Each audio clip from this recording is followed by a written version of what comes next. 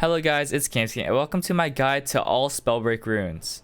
I'll be going over how I use each rune in the game, starting with Invisibility. Something to note is that every rune can and should be used to get around the map faster in order to loot or to escape zone. Invisibility. Invisibility makes you invisible for 8 seconds and increases your movement speed by 3. This is the same amount of movement speed you get from blue boots. One thing to note is that this isn't complete invisibility, as you are just a blur on the enemy screen. You also still make noise, such as levitating, running, and jumping. Due to this, oftentimes it isn't the smartest move to run straight at someone while you're invisible, as you'll be on the screen and they can hear you. The 3 movement speed isn't very noticeable, but you see me use it right here in order to get a better position on this fight without getting shot at while I get there. Right here, you can see the enemy use his invis rune, and I am able to track it. You don't want to use invis in the open, because people will just be able to track you. Notice how here I block line of sight with everyone and then use it in order to block any chances of anyone following me and taking me out of invis instantly. You can also block line of sight with various sorceries in the game, such as with the toxic cloud or a firewall. In this clip, I open with a frost shot, block line of sight, then use invis in order to get a close range toxic slap on the enemy. If you are caught in storm, you essentially have no rune, as a storm will take you out of invis almost instantly. Wolf's Blood.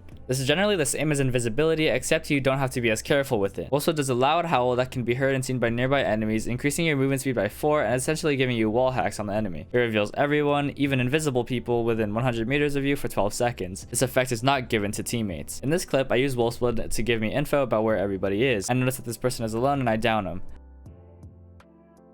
I see this invisible person and I get a frost shot on him. Wolf's Blood in this fight gave me info on where everyone is, and I can use that information to take high ground or get free damage off. Just remember that with both Invisibility and Wolf's Blood, if you get caught out, you don't really have movement, so you just have to be careful about your positioning. Featherfall. When used, it launches you high into the air and slowly lets you fall down with grace. If you try to cast a sorcery or use a spell, it will make you sink to the ground. You don't want to use this rune to be in the air for long, or you risk getting shot out easily by frost or lightning. You can see that I use it here to try to escape the dragon fire, but it also gave me a better position to get free damage in this 1v2 fight. I use it again right here in order to get a better position to find this person's teammate, landing an easy frost shot on the enemy, giving me the advantage. In this clip, I down a person that gets out of my line of sight, so I Featherfall in order to damage the person rezzing, once again giving me the advantage in this fight. Just remember that while you are in the air, it makes you a sitting duck, especially for frost and lightning. It also effectively does not give you that much movement, so still just be careful about positioning. Flight. When activated, you fly. It's very useful for getting around the map quicker in order to loot and push fights faster. In this clip, I land a shot, then fly in order to push my advantage onto this person for more frost shots.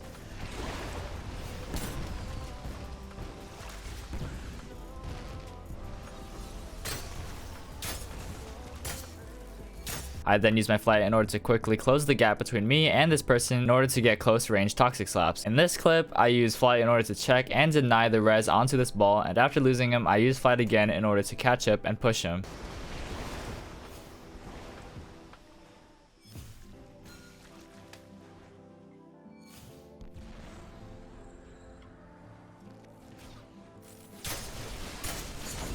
When caught in a bad spot, such as in this clip, I fly away but back onto high ground so I can keep this fight going. You can actually use the initial flight burst and keep some of that momentum if you want to.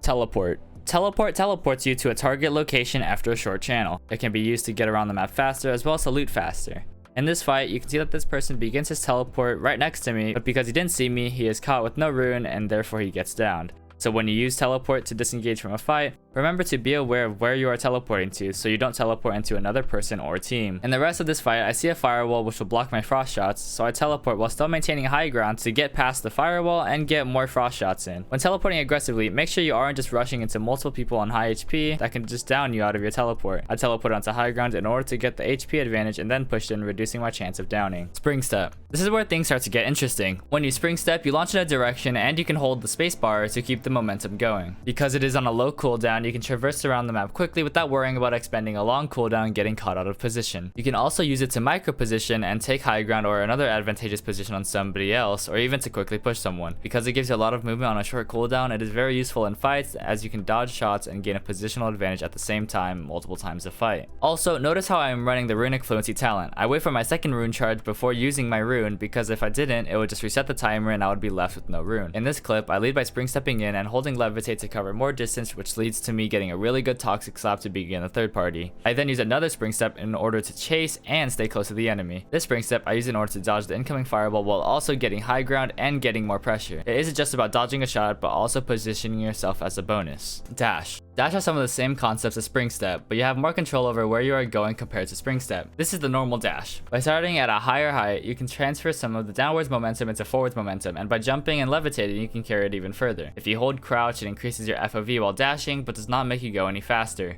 It mostly just makes you look cooler. Combining this with Bedrock, Stone Shaper's level 2 skill, you can get a lot of usage out of dash.